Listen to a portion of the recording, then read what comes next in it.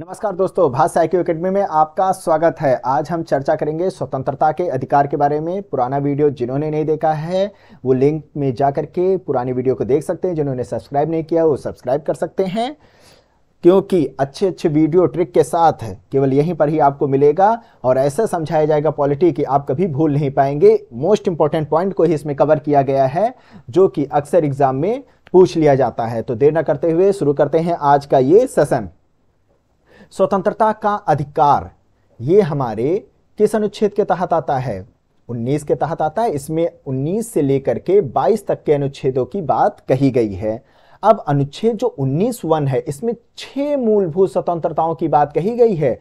वो कौन कौन सी भैया लोगों की गई है? बात की गई है 19(1) का के तहत कहा गया है वाक एवं अभिव्यक्ति की स्वतंत्रता। इसको मैं एक आपको ट्रिक के फॉर्म में बताता हूं। वो कैसे?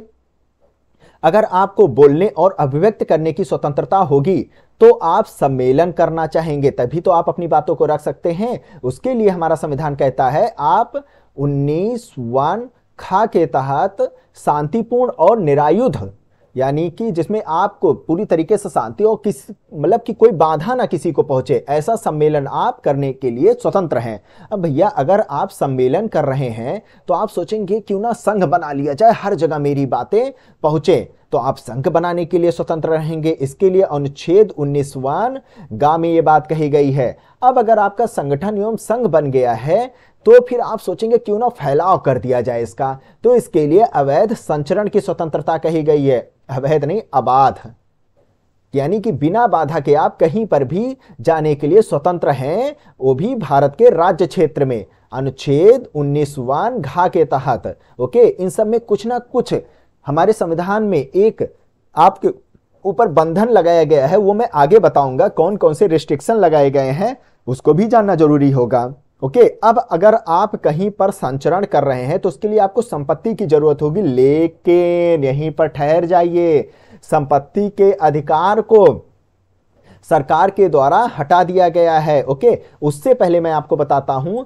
संचरण करेंगे तो आपका मन होगा क्यों ना निवास करा जाए, बसा जाए, तो आप भारत के राज्य क्षेत्र के अंदर कहीं पर भी निवास और बसने का अधिकार दिया गया है अनुच्छेद 1 अंगा के तहत। अब उसके बाद आपके पास संपत्ति होनी चाहिए, लेकिन संविधान हमारा ये कहता है, अब इसमें बदलाव कर दिया गया है, अनुच्छेद 19(1) चा को हटा दिया गया है, इसमें से उसको 300 का में जोड़ दिया गया है, यानी संपत्ति का अधिकार अब आपका मूल अधिकार नहीं रह गया है। अब केवल आपके बाद उसके बाद आता है, अगर आप निवास करेंगे, बसेंगे, तो आप व्यापार करना चाहेंगे, कारोबार करना चाहेंगे, आजीविका की नई तलाश करना चाहेंगे, वृत्ति की जरूरत होगी, तो इसके लिए संविधान आपको अनुच्छेद 19(1) छ के तहत जो है स्वतंत्रता प्रोवाइड करता है। एक शॉर्ट फॉर्म में फिर से मैं समझा देता हूं। आप बोलेंगे, अभिव्यक्त करेंगे बातों को, तो उसके लिए आप सम्मेलन करना चाहेंगे, सम्मेलन करेंगे तो संघ बनाने का मूड होगा, संघ बना लेंगे तो आप सोचेंगे क्यों ना संचरण किया जाए, संचरण करेंगे तो आप बसने का मन होगा, और बसेंगे तो आपको भैया कारोबार की जरूरत पड़ेगी। याद हो गया ना? कितना आसान है समझने का तरीका। अब इनके वाक्य एवं अभिव्यक्ति की स्वतंत्रता में 19(1) का के तहत आता है कौन कौन सी स्वतंत्रताएं होती हैं? प्रेस की स्वतंत्रता, राष्ट्रीय ध्वज फहराने का आपको पूरा अधिकार रहेगा, ओके, और जानने का भी अधिकार आपको दिया गया है, ये भी याद रखिएगा, जानने का अधिकार और चुप रहने का अधिकार, खासकर राष्ट्रगान के मामले में ऐसा इमैनुअल बनाम केरल राज्य के मामले ये बात आई थी 1986 में, ये बात कही गई थी, राष्ट्रगान के मामले में चुप रहने का अधिकार। ओके। अब प्रदर्शन या धरना देने का भी आपको पूरा अधिकार रहेगा, लेकिन हड़ताल या बंद का अधिकार अनुच्छेद 19(1) के अंतर्गत कोई भी मूल अधिकार नहीं है। ये पॉइंट याद रखिएगा, हड़ताल या बंद नहीं कर सकते हैं। नेक्स्ट है युक्त निर्बंध, यानी कि इसके लिए कौन कौन से आप पर पाबंदी लगाई गई है। आप ऐसी बातें नहीं बोल सकते हैं, ऐसी विचार नहीं व्यक्त कर सकते हैं जिससे प्रभुता और अखंडता भारत की छिन्न भिन्न हो, लोक व्यवस्था बिगड़ जाए, शिष्टाचार बर्बाद हो जाए या सदाचार खराब हो जाए। आपको लोक व्यवस्था, शिष्टाचार और सदाचार बनाए रखना होगा और ऐसी बातें बोलनी होंगी जिससे विदेशी राज्यों के साथ हमारा मैत्रीपूर्ण संबंध बना रहे। ओके, नेक्स्ट है सभा एवं सम्मेलन की स्वतंत्रता। इसमें अनुच्छेद 19(1) खा में ये बात कही गई है। इसके लिए सरकार मतलब हमारा संविधान कहता है, सरकार नहीं, कहीं अगर निकल जाए तो सॉरी, इसके लिए हमारा संविधान कहता है कि भारत की प्रभुता और अखंडता इसमें भी आपका पूरी बनी रहनी चाहिए और लोक व्यवस्था के हित में होना चाहिए। ऐसा सम्मेलन करिए आप। संगठन या संघ बनाने की स्वतंत्रता 19(1) के तहत इसमें कहता है कि भारत की प्रभुता और अखंडता इसमें भी बनी रहनी चाहिए और लोक व्यवस्था कायम रहनी चाहिए। संचरण की स्वतंत्रता, आप विचरण कर सकते हैं 19(1) के तहत, लेकिन साधारण जनता के वो हित में होना चाहिए। आप किसी अनुसूचित जनजाति के आरक्षित क्षेत्र में बिल्कुल नहीं संचरण कर सकते हैं। कोई नेशनल पार्क जो कि आरक्षित है, इंसान को जाने की पाबंदी है, वहां नहीं जा सकते हैं, ताकि जीव जंतु वनस्पतियों को नुकसान ना पहुंचे, अनुसूचित जनजातियों को नुकसान ना पहुंचे। इस पर भी बात कही गई है। ओके, अब निवास की स्वतंत्रता, आप निवास तो कर सकते हैं 19(1) के तहत, लेकिन साधारण जनता के ये भी हित में होनी चाहिए और अनुसूचित जनजाति के हित के संरक्षण के लिए होना चाहिए। और उपजीविका आदि की स्वतंत्रता जो हमारी बताई गई है, इसमें आपको व्यापार व्यापार की 19(6) के तहत कहा गया है। तो ये जानकारी थी। इसमें एक चीज और मैं बता देता हूं, निवास की स्वतंत्रता जो कि जम्मू कश्मीर में पहले नहीं थी, अब इसमें भी ये चीज लागू हो गई है। कब से? 31 अक्टूबर 2019 से ये चीज अब लागू हो गई है। याद रखिएगा इस पॉइंट को। चलिए अब हम चलते हैं नेक्स्ट पॉइंट पे, दोष सिद्धि के संबंध में संरक्षण। ये अनुच्छेद 20 के तहत आता है, कार्योत्तर विधियों से संरक्षण, जिसे इंग्लिश में कहा जाता है protection from x post facto law के नाम से जाना जाता है। अनुच्छेद 20(1) के तहत है कार्योत्तर विधियों से संरक्षण। यानी कि अगर आपने कोई अपराध 2018 में किया है और उस समय जो उस अपराध के लिए जो कानून बना है, केवल उसी के हिसाब से ही आपको सजा दी जाएगी। ये नहीं कि जो आपने अपराध किया है उस अपराध के लिए जो सजा है 2019 में बदल कर और कठोर बना दिया गया है, तो आपको 2019 के हिसाब से वो सजा नहीं दी जाएगी। समझ गए? जिस समय में जो आपने दंड किया है ना, जिस समय में जो अपराध किया है और उस अपराध के लिए जो उस समय में जो सजा चल रही होती है, केवल उसी के ही हिसाब से ही आपको सजा दी जाएगी।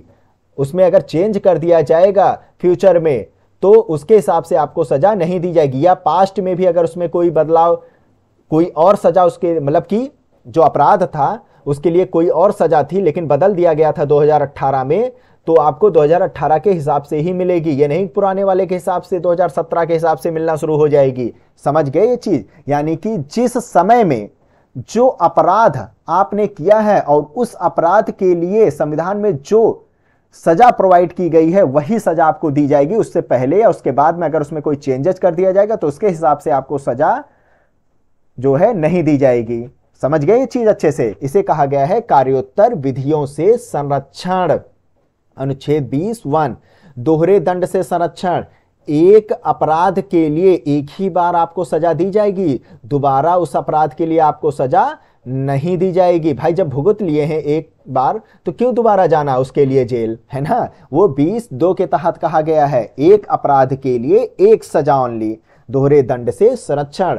आत्म अभिशंसन से संरक्षण। दोहरे दंड से संरक्षण को क्या कहा जाता है? प्रोटेक्शन फ्रॉम डबल ज्योपैरिटी के नाम से जाना जाता है। आत्म अभिशंसन से संरक्षण प्रोटेक्शन फ्रॉम सेल्फ इनक्रिमिनेशन के नाम से इसे जाना जाता है। अनुच्छेद 20(3) के तहत, यानी कि आपने कोई अपराध किया है, मतलब कि कोई अपराध मान लीजिए आपने ए अपराध किया है तो आपको बी अपराध के लिए आप पर हावी नहीं किया जाएगा। सिंपल समझ लीजिए, आपने अपराध किया ही नहीं है, आपने कोई अपराध किया नहीं है और आपसे कहा जा रहा नहीं इस अपराध मतलब कि इस अपराध की को अपने ऊपर तुम ले लो, तो आप कहेंगे क्यों मैं लूं भैया, जब मैंने वो अपराध किया ही नहीं तो मैं क्यों लूं, वो क्राइम मैंने किया ही नहीं तो क्यों अपने ऊपर लूं। ये इसके लिए आपको जो संरक्षण प्रोवाइड किया गया है वो 20(3) के तहत किया गया है। आप कहीं भी ये चीज बोल सकते हैं भाई, जिस चीज के लिए आपने जो क्राइम आपने किया ही नहीं उस क्राइम के लिए अगर आपके लिए आपसे कहा जाए कि उसे एक्सेप्ट करो तो आप एक्सेप्ट मत करिएगा 20(3) के तहत। ओके, प्राण एवं दैहिक स्वतंत्रता नेक्स्ट है। इसमें क्या कहा गया है?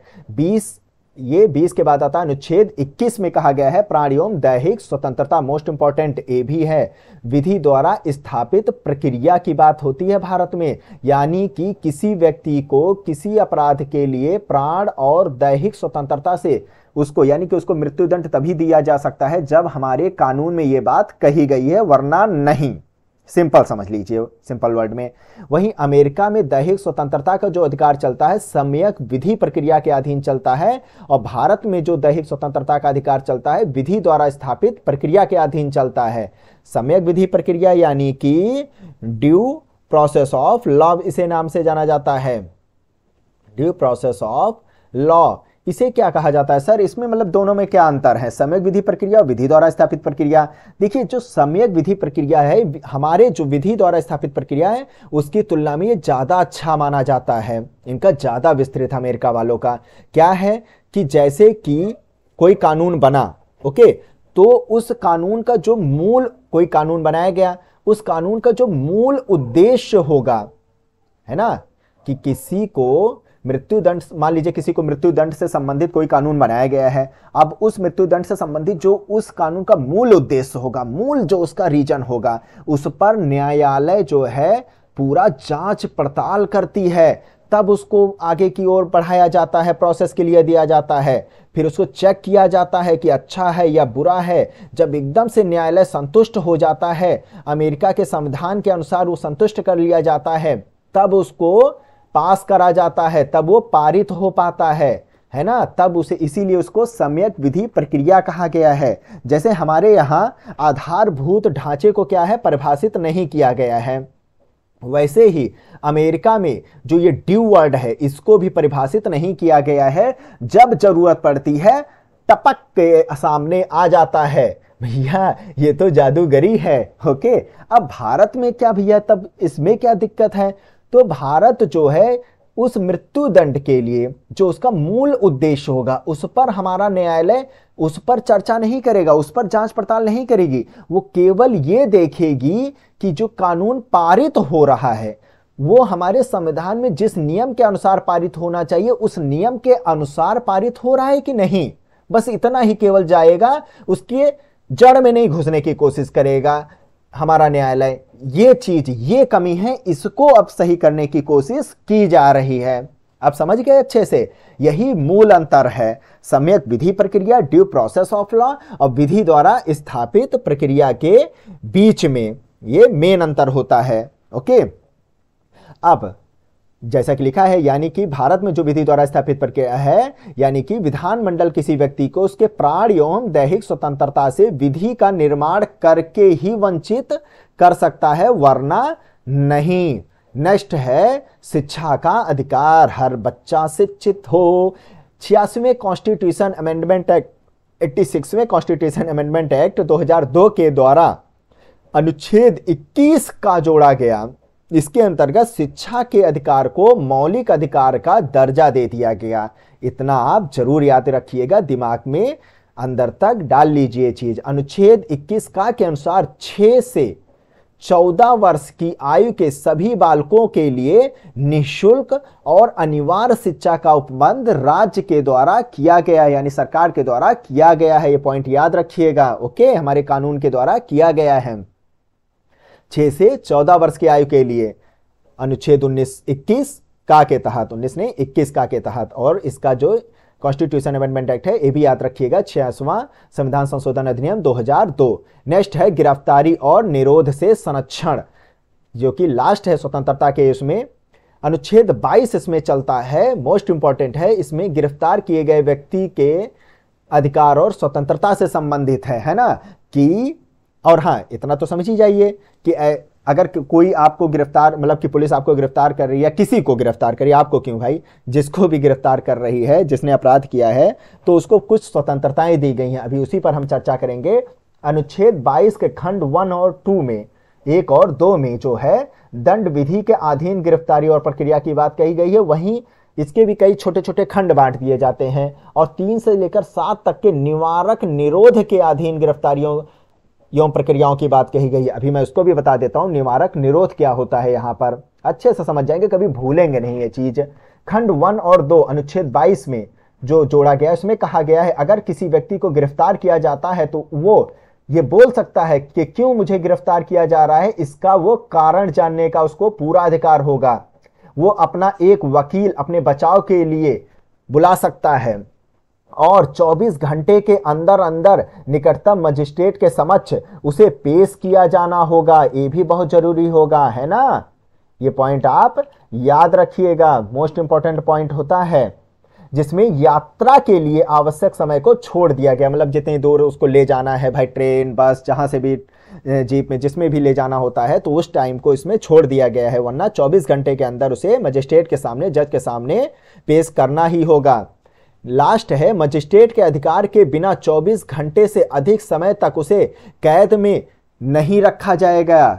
ओके, ये भी याद रखिएगा। तो अधिकारों को जान लीजिए। ये खंड 1 और 2 में अनुच्छेद 22 के तहत कहा गया है, और जो 22 में खंड 4 से 7 में कहा गया निवारक निरोध। इसमें निवारक निरोध यानी कि अगर लगे मतलब कि हमारे प्रशासन को लगे कि फला व्यक्ति कोई ऐसा कांड करने वाला है कि उससे अखंडता, हमारे पूरे समाज को, लोकहित को बहुत ज्यादा परेशानी हो सकती है, तो भैया अपराध करने से पहले उसको दबोच लो। ये चीज कहा गया है, पहले दबोच लो, अच्छे से उसको समझाओ भैया काहे तुम करने ये चीज जा रहे हो। तो इसमें समानता निवारक निरोध के अधीन गिरफ्तार व्यक्ति को 6 माह तक कैद किया जा सकता है। मतलब 6 माह तक उसको अंदर जेल में डाल दो भैया, पता ही नहीं चलेगा कि भैया कहाँ है वो, है ना। अच्छे से उसकी जांच पड़ताल की जाएगी। तो ये था निवारक निरोध के बारे में। आज बस इतना ही। नेक्स्ट क्लास में हम आपसे चर्चा करेंगे शोषण के विरुद्ध के अधिकार के बारे में। अभी बस इतना ही, जुड़े रहिएगा। आगे का क्लास अगर जानना है, ऐसे इंटरेस्टिंग ट्रिक के साथ समझना है, तो सब्सक्राइब कर लीजिए। जय हिंद, जय भारत।